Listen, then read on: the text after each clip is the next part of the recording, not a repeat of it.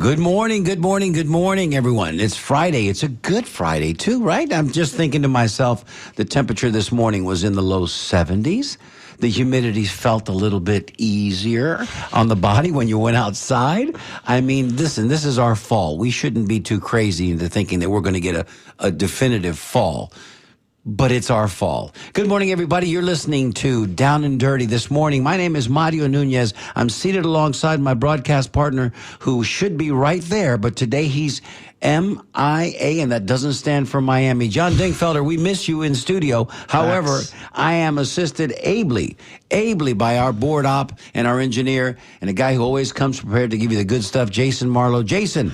Good morning. Thank you, Mario. What a hot take starting off at a more mild temperature than it is outside. I love it. And you know what? We should all be grateful because that is the first hint that maybe planet Earth is starting to shift. You know, the northern hemisphere is kind of listing now, kind of away from the sun, as it were, and the southern hemisphere is starting to warm up. These things happen every year. It's a phenomenon. It's called autumn. Atta baby. Let's do that. Let's do autumn. Let's have a fall. That would be nice. You know, we don't usually have it like they do up north, and you can tell because when you're watching the ball games on TV now, whether it's the football games in early fall or you're watching the baseball games as the professional season winds down, people in the stands are starting to wear jackets now, man.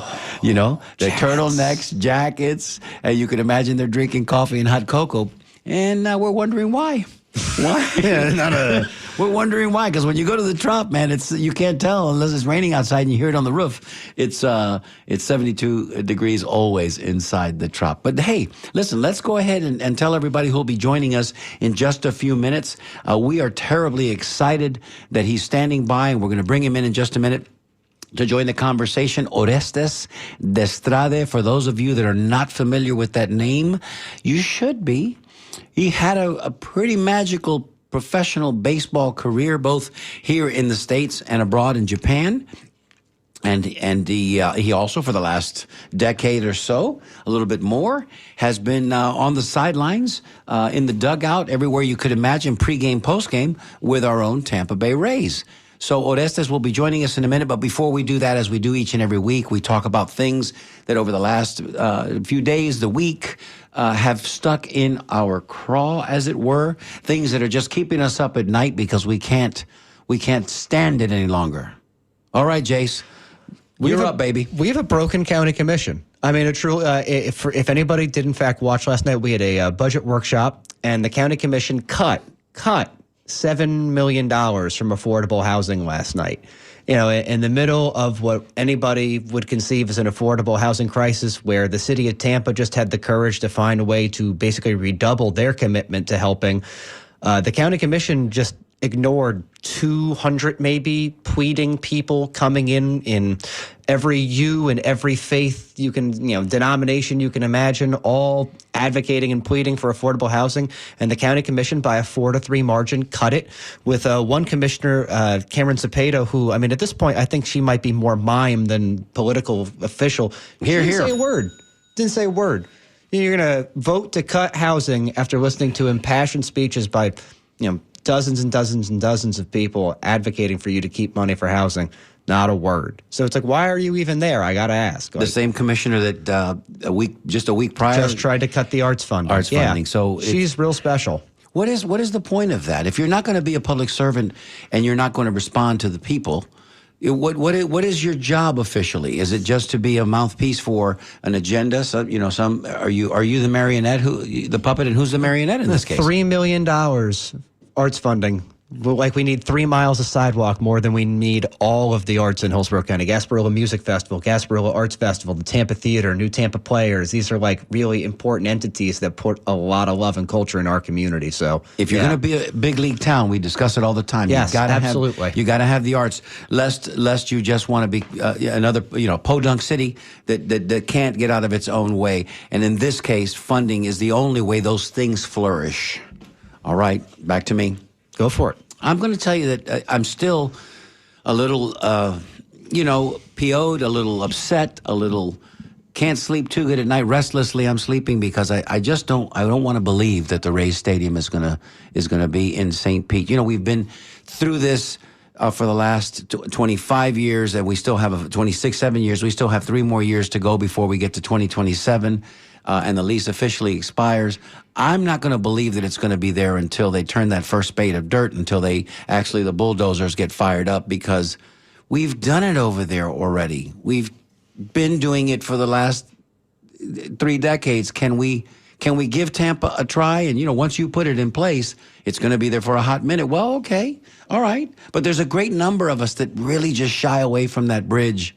And as we're getting, again, here's a wise guy told me this one time. Not a wise guy, but a wise man. All right? Because we know plenty of wise guys. But he told me, he says, baseball is kind of a blue collar sport, right? Buy me some peanuts and Cracker Jacks. So it's beer, it's hot dog, it's blue collar, it's the guys that take their kids to the game, the guys that shower after work, not before work. And St. Pete now is kind of the vibe in St. Pete is younger, it's upwardly mobile, it's financially and economically very stable, if not privileged.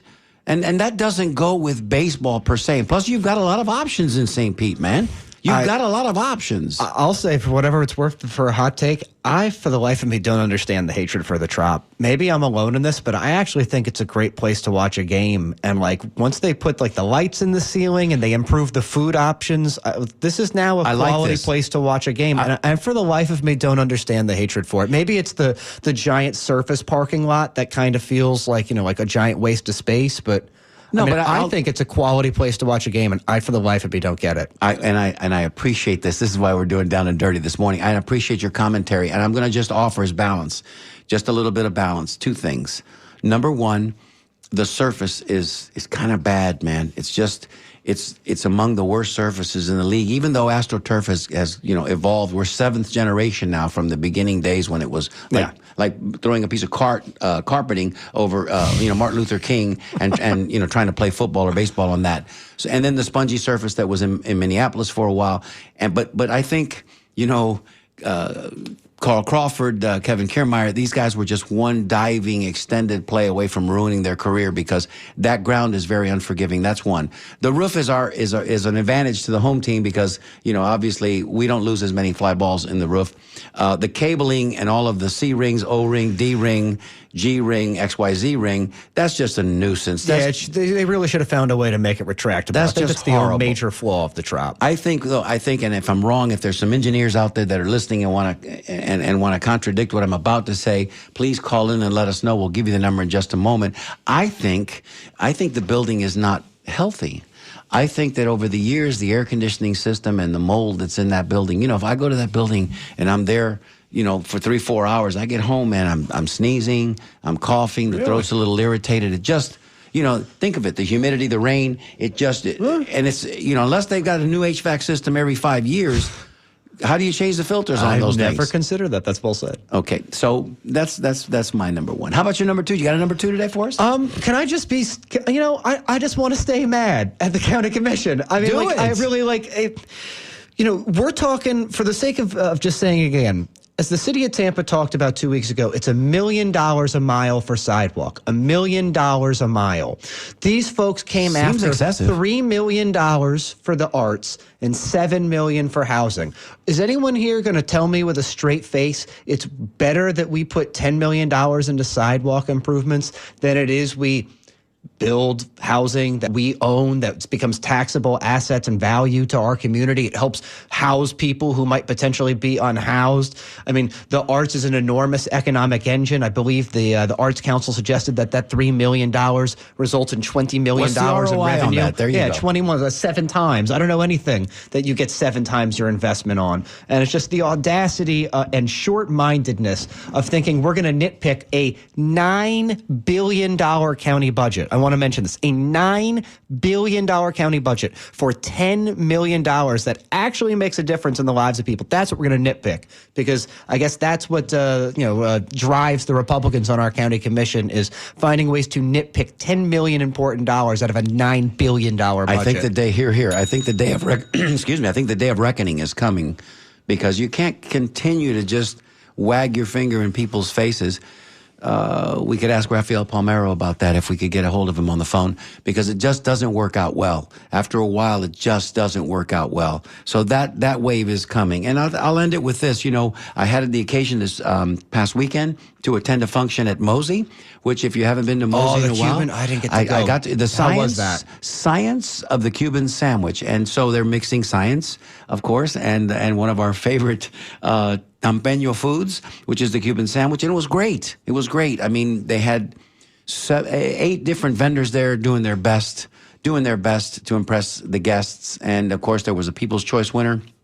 There was also a juried winner, and the sandwiches were fantastic, and the experience there at Mosey was very, very good. And the reason I bring this up is because, again, we have this push-pull with Miami and Tampa, between Miami and Tampa, and I would hasten to guess that, you know, Miami probably thinks their Cuban sandwich is better than ours, and salami doesn't belong on the sandwich and everything. It's, you know, it's our sandwich. It's a Cosa Nostra thing. This is our sandwich, and we're going to claim it. And I think for all intents and purposes, if we would have just found a way to nickname the sandwich El Tampeño, it might have worked.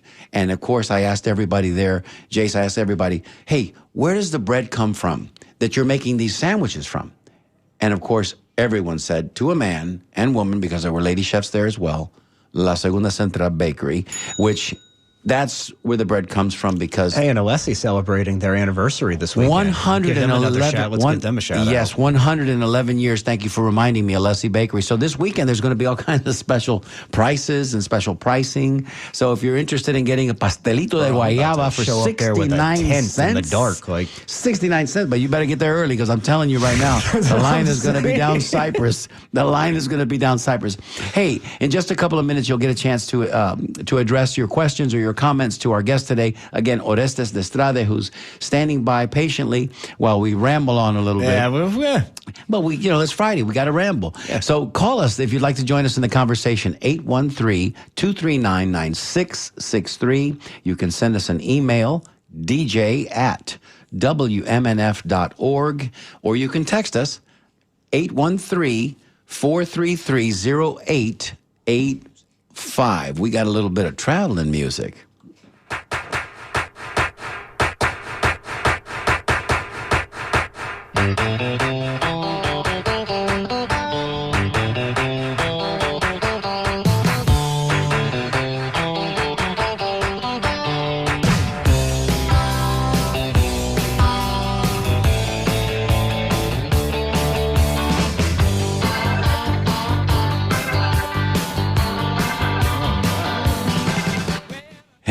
Hey, put me in, Coach. We're ready to play. And if he's ready to play, we'd like to welcome this morning to our show, Orestes de Estrade. Orestes, are you with me, my brother? I'm with you, brother, and I've already enjoyed that first segment, very informational about what's going on in Tampa. And I know your partner in crime there is not very happy with the Hillsborough County, I'll tell you right now. But... he wakes up that way. That young man wakes up that way, and we love him for it, because you know what? He burns. You know what? That's informational, and sometimes, you know, a city, a county, an area kind of needs to know, you know, the goings on. Not kind of. They definitely need to know what's goings on, and where the millions and millions and millions of dollars are going and being allocated to. So there's no doubt that there's you know, there's as you said almost earlier, the push and pull of certain things kind of pertain. So well put, and you know, and you guys, we have to be for our gripes a little time every now and then, right? That's the best way to put it. We have to air our grievances and get the attention of those who are in positions of decision making. Yeah. You know, we elect these folks to do our bidding. But when they turn coat, and all of a sudden, you know, they don't listen to the people that are standing there in that long line. And when Jason was saying that they come with their impassioned pleas, they're not kidding. I mean, these people, some of them are in dire straits, and they need a little help. They need a break. Not about that. Yeah. Well, Orestes, thank you so much for joining us this morning. Listen, I'm gonna attempt something here, Big O, and I want you to hang with me a minute, because I think you're gonna get a kick out of this. I'm listening. Yep. But I've been practicing. So, and this will all make sense in just a few minutes when we start to discuss your bio. Ready? Kyo wa koko nikichi kureche arigato. Anata ga watashi tachi たちと一緒にいてくれてとても嬉しいです。I don't know what I just said, but I think I said, thank you for coming on here today. We're so glad you're here with us. That was Very nice. it sure sounded like an anime I've seen once. Right? It sounded like an AI. I was a little disjointed, but I was. I was a little concerned that you were going to be taking over the world after that. That's what I was concerned with. Orestes, for those that are Tampa Bay Rays fans and have been watching the production for the last few years, certainly we're connected with you, and we miss you this year as you're not on the broadcast, certainly. But we want to talk a little bit about reintroducing you and your history. Give us a little bit of your bio. Tell everybody why they might know more about you. I mean, it's been a wonderful ride that's continuing, obviously, because we're all, in this great life that we're given. And mine started in Santiago de Cuba back in 1962 during the tumultuous times of Castro just having recently taken over the Cuban Revolution. That was obviously, he took over at the end of 58. In fact, January 1st, 59 was his first official, takeover from Batista. So for me and my family, and Mayito, as I call him, Mario, is also very, connected to all of this as we're a similar age. It was a very difficult time. So I was born in 62. My grandfather, well, I considered my grandfather, was actually my great uncle, who was the older brother of my grandfather, Alberto, who passed away when my dad was in his teens. So I never got to meet him. My older brother, there's two of us in my family, was named Alberto after my grandfather who had passed away. I was named Orestes after the brother, the great uncle, who basically took in the kids from that grandfather that passed away and helped raise them, right? And he was an incredible man, and he was in the Bay of Pigs invasion. My great uncle was, and survived it, because as those that follow, and it'd be great history if you don't know it. The story of the Bay of Pigs invasion, these were several thousand Cubans that were in the United States that were basically, CIA trained in Nicaragua to land on the shores of Cuba to retake Cuba. Didn't work out. There wasn't a backing from the planes and the Navy that was sitting just miles of nobody ever really figured out why. And to this day, which is really weird when you think about it, with all the scrutiny of media and things, that to find out what was the history, why they never backed the landing there. But long story short, half of them or so were left captured and were being executed. So my dad, at the time I was being born, he was still imprisoned in the Cuban jail from the Bay of Pigs invasion in 61, named me after him and in his honor. Fortunately, Kennedy made some exchanges and was able to extract those prisoners. So one of the, for goods and monies and medicine and stuff like that, they exiled these prisoners. And that started the life of my great uncle in New York City and Miami. We subsequently, snuck out in 68 and started my American life. You started with the Japanese, and I always say that I was American. I was Cuban born, very Cuban born, American raised, very proud of that, and also Japanese influence for the many years that I've been in and out of Japan. So my story started in Miami. Started playing baseball at 7, 8 years old. Also basketball, which is also a first love of mine too. They were neck and neck between baseball and basketball. I'm definitely the tallest Cuban in my family at a little over 6'4". Did you get that height early? Oh, did it come to you early? Early, man. I was by 15. I was 6'4", and I really didn't grow much more. And did you need to? I mean, come on. I'm just saying, a guy who's 5'6.5". Get this, I was so into basketball that I wanted to be the first NBA player from Cuba, in the first Cuban NBA player. Little did I know that I was going to be the first something many years later from Cuba. and that was really to be the first Cuban-born player to play for the Florida Marlins in 1993 after having a career in the minor leagues.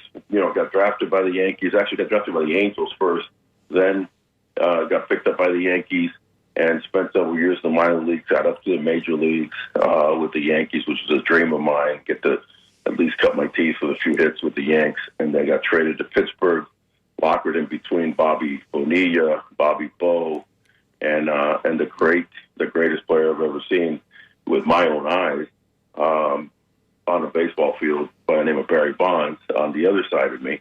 So I got the experience of playing with those. Quite the locker mates, huh? Quite the locker mates. Yeah, they were both different personalities. Bobby Bo was more kind of like me, and as this this Puerto Rican that was, as we say in Spanish, jugoso. Yeah, gregarious, a lot of fun. Gregarious, and then BB, who to this day still is a very dear friend, was different. He could be stoic, he could be affable, it could be fun, but he could also be hard, terse, But he is who he is, and I respect Barry in his own ways, and don't condone certain things, obviously, but he was no doubt. I didn't get a chance to see, nor did us here in this radio show, to see live Willie Mays in his heyday, Ted Williams, even truly Hank Aaron in his heyday. Absolutely. I got to see Barry Bonds. So I could tell you that was the greatest player. And this is in an era where I was playing against Dave Winfield, Ricky Henderson, and with Dave Winfield, Ricky Henderson. Well, I was gonna talk about that '87 Yankees team because that team has got a laundry list of players people might remember. Yeah, I mean, you had Mattingly. That's one of the reasons that I was stuck in AAA. Tell that story. Oh, that's a great story. Tell everybody why you ultimately had to tack away from your beloved Yankees, because people don't realize how difficult it is. First of all, being signed is reason to celebrate in your entire family, and then of course the ascension. Sometimes it's a slog for some guys. Some guys are gifted and they get breaks and they move up rather quickly through the ranks, whether through necessity or they just their talent pushes them upward. But then there are the guys that get stuck at AAA and they just can't break in because of circumstances just above them. You might have been one of those cats.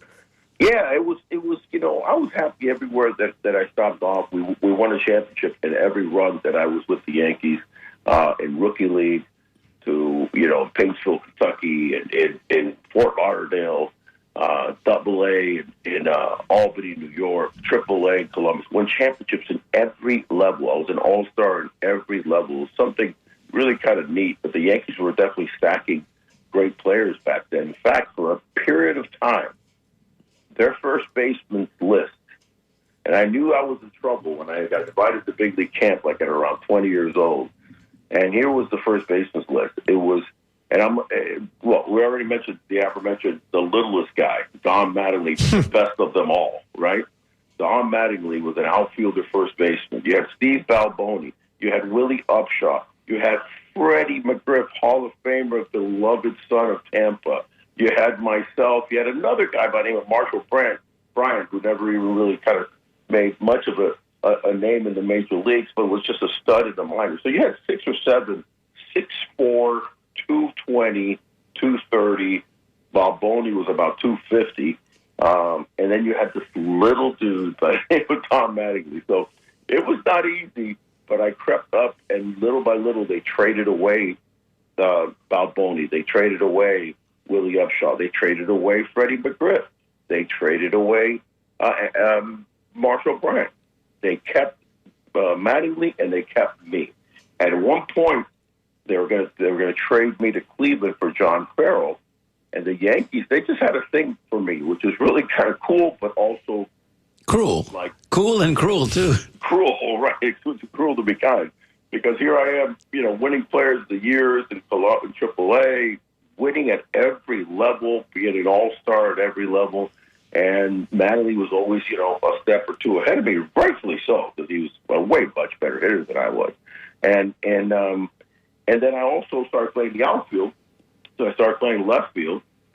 And they had a guy in left field by the name of Dave Winfield. I think he was pretty good. Yeah. So I finally got. So here I am in AAA, and my first year in AAA, I was there for 2 years, and about 2/3 of the way, I'm crushing the league. In fact, that year, Cecil Fielder was in that AAA season, and with the Tigers.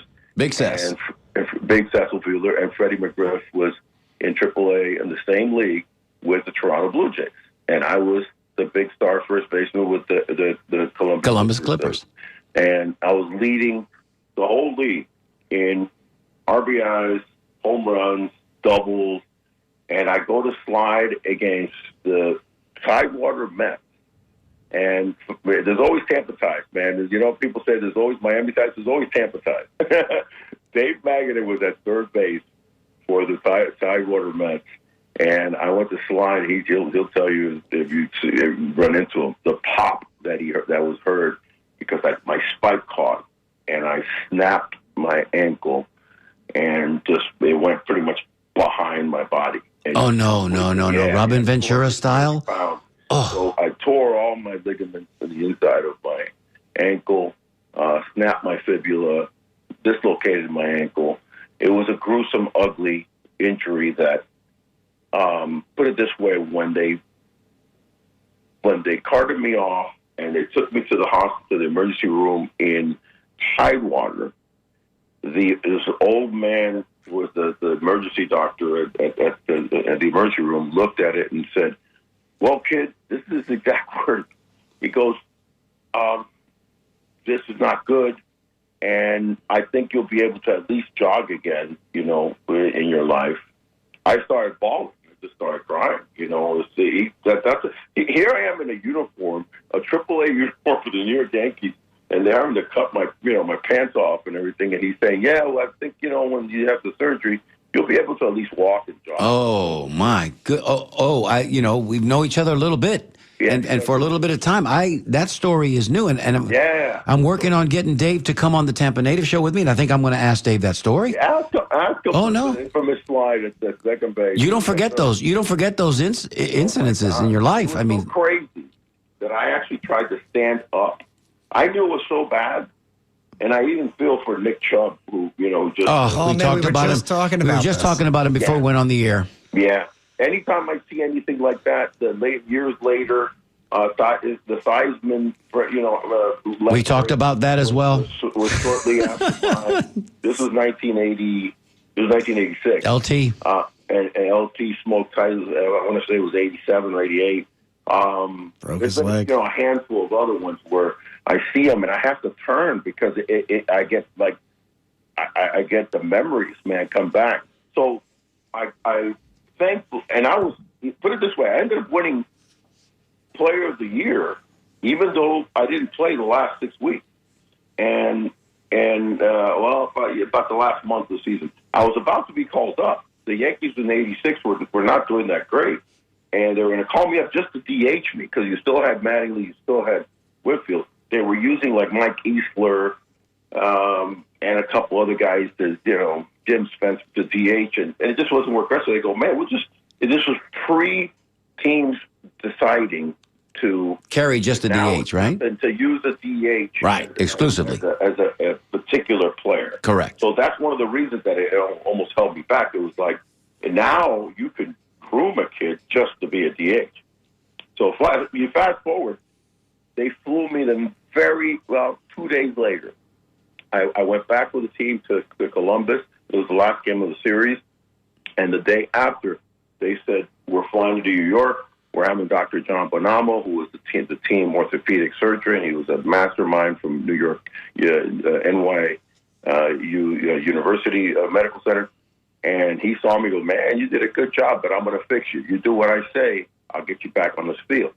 And I did, man. He put everything back in place. I still have 3 screws in my ankle. And he said, I want you to walk on a beach every day for the next 6 months. And within then, I'll have you running. And I was back by spring training the next year. Which is a testament to youth, I think, more than just about anything else. Hey, if you're just joining us, you're listening to Down and Dirty with Mario Nunez today. My co-host sitting across from me is Jason Marlowe, and our very, very special guest, Orestes de Estrade, is telling us a little bit about his baseball past. And, you know, this part of it was kind of dark and cloudy and stormy and filled with doubt and not sure of what was going to happen in the future. But once you got your footing, pun intended, back firmly underneath you, and you saw that, you know, maybe the situation in New York had become untenable. You weren't going to go there. Let's talk about the happier times, that you found across the Pacific Ocean, and when you went across to play in Japan, because those were arguably, those of us that know you, love you, study your stats, man, you blossomed in Japan. Yeah, I mean, real quickly before that, a happy time was getting back. I went back to AAA in '87 because I was, you know, coming off of quote unquote this massive injury, and then killing it again, and then getting called up with the Yankees and Lou Piniella again. Just always Tampa. Tampa time. Well, and you haven't even mentioned the fact that you played here at Florida College. So you know you went to university here. Already right. You go back to my first steps in Tampa. Temple Terrace. Florida College, Temple Terrace. So I fell in love with Tampa before I even turned pro. But Lou Piniella got to be my first manager. I got to get my first hit. And what a dear person that Lou is. You know, he was like 45, 46. He was a young, just recently retired manager. And, you know, Lou was like, I'm very happy for you, big guy, you know. So I tell you, that was a happy time because my parents got to fly up to New York, and I had family, Cuban family in New York. So trust me, even though it wasn't, you know, it got curtailed and I could have been there earlier and a lot of other great things, I never take anything for granted, Mario, and that opportunity was great. The next spring, I get traded early in spring to Pittsburgh, and I'm playing with the Pirates. I'm up and down, AAA, big league, and it's just, you know, again, it's a National League team, so they can't DH me. And an opportunity had come about where several Japanese teams were inquiring about me. And I had said no already since like 86, 87. I told my agent, no. I mean, I got to get up to the big leagues. I got to figure this out. And finally, in 89, when I was up and down again with the Pirates, and I'll never forget it. It was like the end of April. I told them, all right, let's pull the trigger. If the Bucks are willing to take some money from me, then I'll go. And we got to understand at that point in time, just to kind of put in perspective how far baseball and players alumni, I mean, the Players Association's come along, and free agency, just revenuing in general, going from at that point in time hundreds of millions, maybe $1 billion, to the billions now, right? And the major league minimum, which I was making, was $69.5. I was making $75. I thought I was cute because I had, 75. Isn't that adorable? Yeah. 60. It was adorable. Well, by today's standards, quite pedestrian. Well, now the major league minimum is 10 times that. 10x, yeah. Yeah, 10x is 700. You can be a light hitting second baseman, and if you play every fourth or fifth day, you on that bench, and then you get meal money too. Oh, you get meal money as well. No, you get a lot of other perks. So I ended up telling my agent, "Let's go." What do they got? They were going to give. They did give the Pirates $500,000 for me, and they paid me for the rest of that season, which is 5 months, $250,000. It was a no-brainer because at the end of that season, I would be a free agent. So even if I didn't like Japan, you got a renegotiating tool right there dropped in your lap. I could sign with whomever I wanted to sign. I probably would go back to address the Cleveland Indians, who were very interested in me. They were the ones that had offered, John Farrell, who later on became, not only a big league pitcher, but more importantly became, the World Series manager for the Boston Red Sox. Absolutely. For a couple different times, I think in 07 and 13. Regardless, I was going to, this is just no brainer. But this team said, listen, you come out here, we need you. We have won in the past, but we're struggling this last couple of years, and our foreigners haven't really clicked in. You do well, we will double your contract every year. I'll tell you what. Not only did I do well, but And how old are you now? Oh, how old are you right now? at that point in time, I just said 27? 27. 27. Right when I signed with them, I was in the precipice of turning 27. So I right just now. had my first child, and it was like, okay. Something tells me might have been hungry too a little bit, huh? Yeah, I was very hungry, and an opportunity to make real money at that point in time. That even if it didn't work out, if I didn't like it, if it was just whatever, I'd just come back and at least I had some money in my pockets for my family, and then look elsewhere. Man, did I love it! It was incredible. The Seibu Lions, a city outside of Tokyo. Not that they just welcome me with open arms. That's their nature of Japan, the people. Okay, they're very engaging. They're very warm people, and I think some people maybe have a different thought on certain Asian cultures, which certain Asian cultures are like that. But the Japanese are very zen, very humble, and very loving kind of nature. Every place has its governmental issues and policies and problems, as do they. Sort of quiet by nature, huh? Oh, sort of quiet by nature. And, we've all seen the movie Mr. Baseball. And, you got to tip your hat. You know what I mean? It's like when we saw the game last night between the O's and as the Rays had already won in the afternoon. And then we turn our attention to the night game, which was a nationally televised game last night on Fox. And we're watching the O's go at it against the Indians, the Guardians that you mentioned, formerly the Indians. And in one of the, in the late innings, somebody takes a high heater, man, right off the back of the arm, and it was nasty, and it was, you could tell it hurt, and, you're going to rub it, of course, you're going to get first base. And, but in Japan, maybe you can speak to this real quickly. Do they acknowledge when a player gets hit at the plate? I mean, there's not that animus. You don't see bench clearing balls in Japan. You see them very, very, very rarely. And usually there's an American player involved, no doubt. Right. A lot of times there's an American player involved. Right. And it's always, what's the guy's name? Tom Selleck. Tom Selleck. My goodness. Listen, I got to say this because we're getting some emails, and people are really resonating today. Hearing you, they're excited to hear from you again. They're loving the fact that we're talking a little baseball today. By all means. And I want to say, if anybody wants to call in and you have a comment for Orestes and you'd like to just say hello, 813-239-9663. Oh, I know that you're going to be going back to Japan at the end of beginning of next week. Monday. Yeah, we want to talk a little bit about the Rays presently and of course the stadium issues, but I can't let you get out of here without telling us how excited you must be. And you have to tell everybody, when it's bobblehead doll day for Ore, as they call you in Japan, and 40,000 people show up to welcome you, and you haven't played there in 30 years? No, it's been that long. Well, I haven't played 25?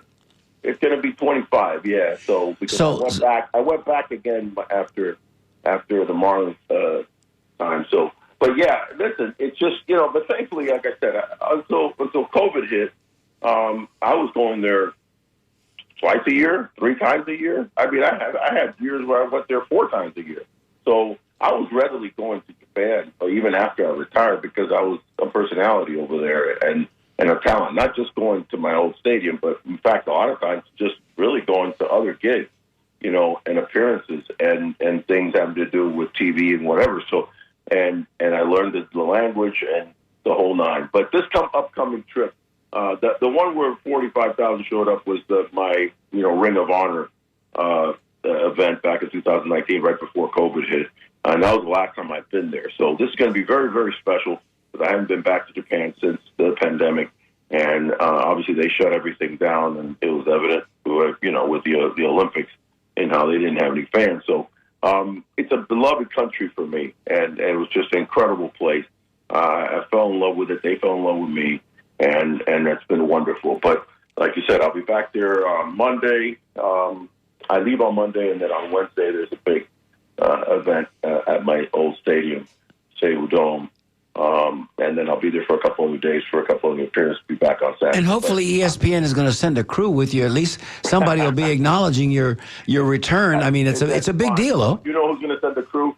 It's NHK and NTV. We'll take it. Send us the feed. We'll take it. Those are all the acronyms of Tokyo Broadcasting System and Nippon Hoso broadcasting. So it's all the Japanese broadcasters that are covered in all the papers and magazines. That's all I care about and all I. Man, if I could just be a little guy that you could sneak me in your suitcase so I could be there with you to watch that smile on your face, because I know it's going to make you feel good. It's got to. Great. Yeah. But listen, I do want to touch on. Oh, by the way, and this is again, you were talking about city council and stuff like that, and Japan. Just yesterday, I had a sit down with the Consul General of Florida, who's based in Miami, Kazuhiro Nakai-san, who he and I have become really very close over the last year. And whenever I'm down in Miami, we get together and it's a lot of different things. I'll be going on a trip with him and the mayor of Miami-Dade County, a big kind of Florida-Japan trip, so to speak, to kind of drum up more business in the state of Florida from Japan. So I'll be going with them at the end of November on that in that delegation. But just a little bit of news and just breaking it here on your show. All right, here we go.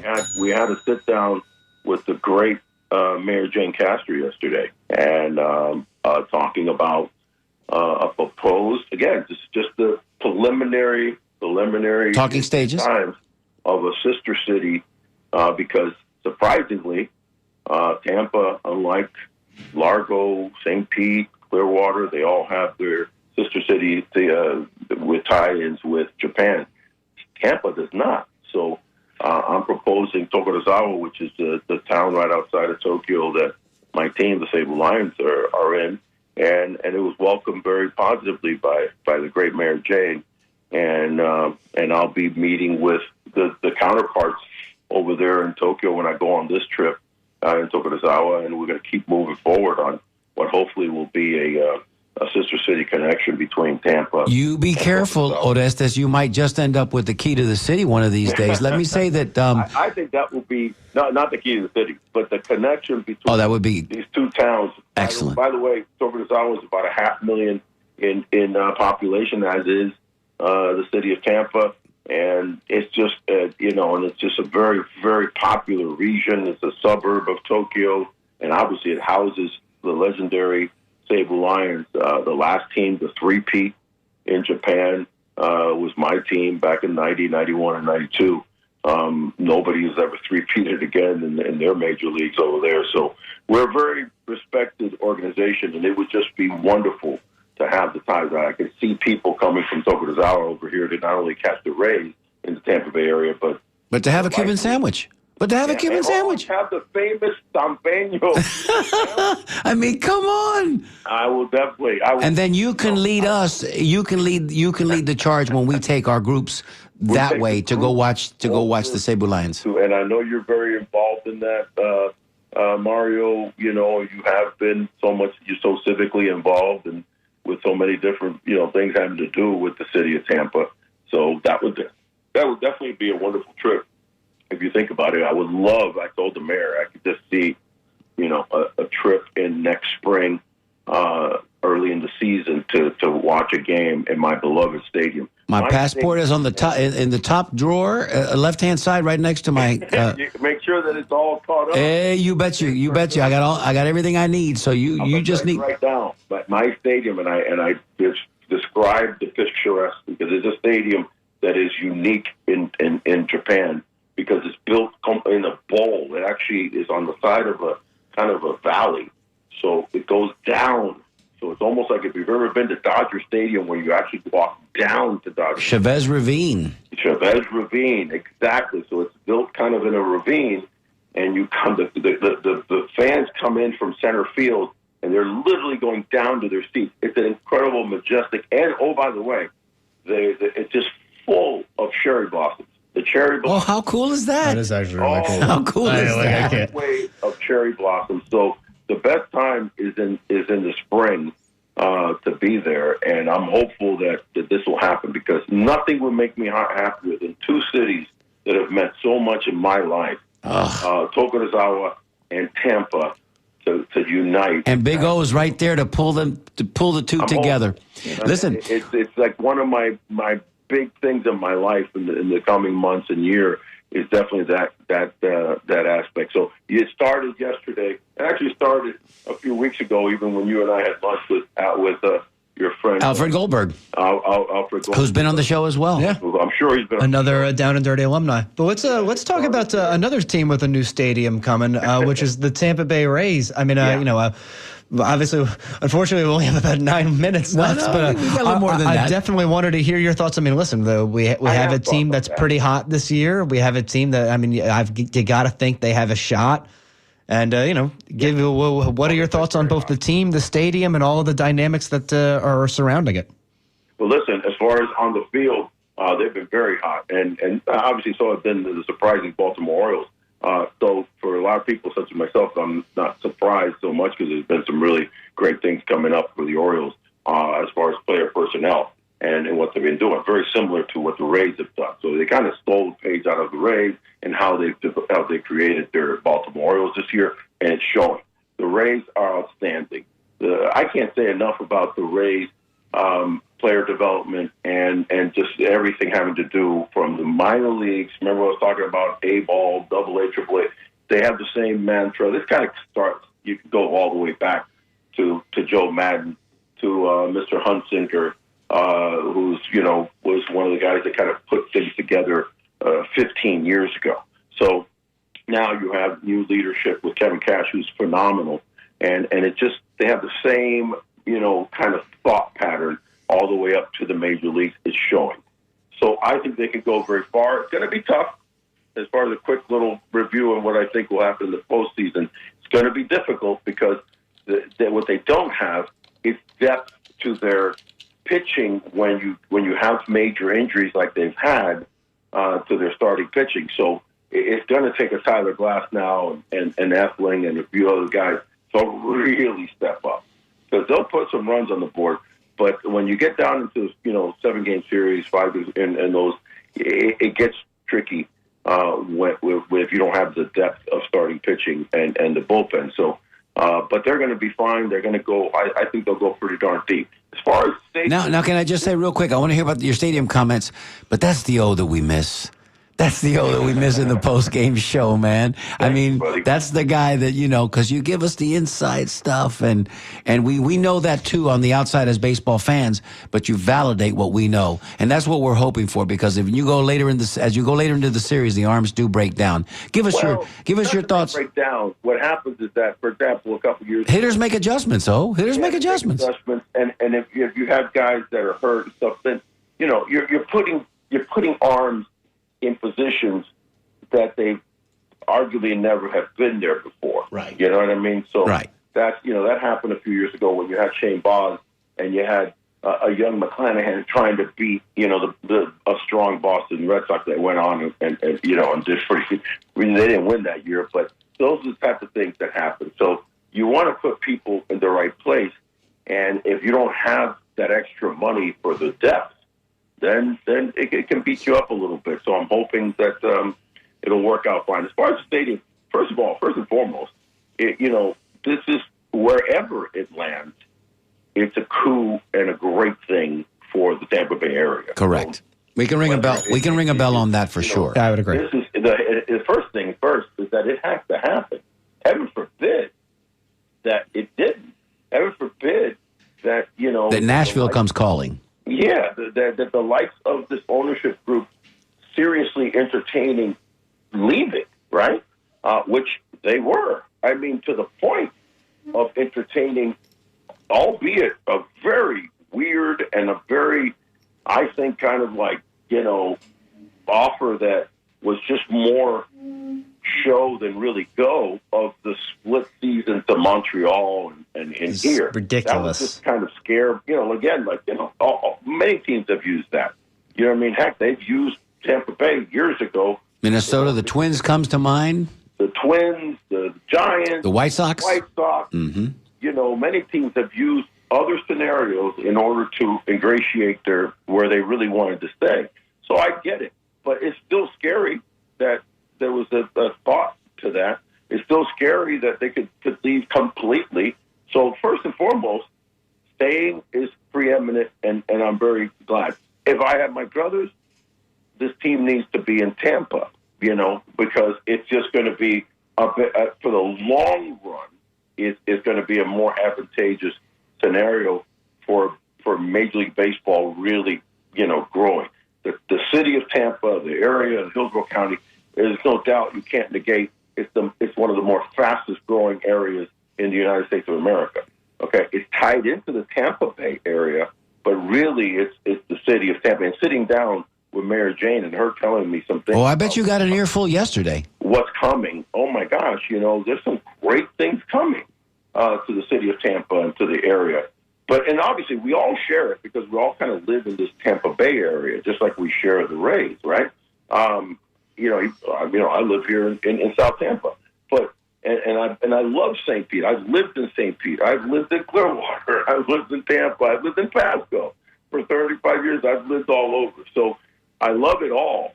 But the reality of where teams should probably lie in the end is there. Now, if they pull this off, and the only thing that I'm concerned about is the honeymoon period would be, for a couple of years, and how good is the perpetuating, a 20+ thousand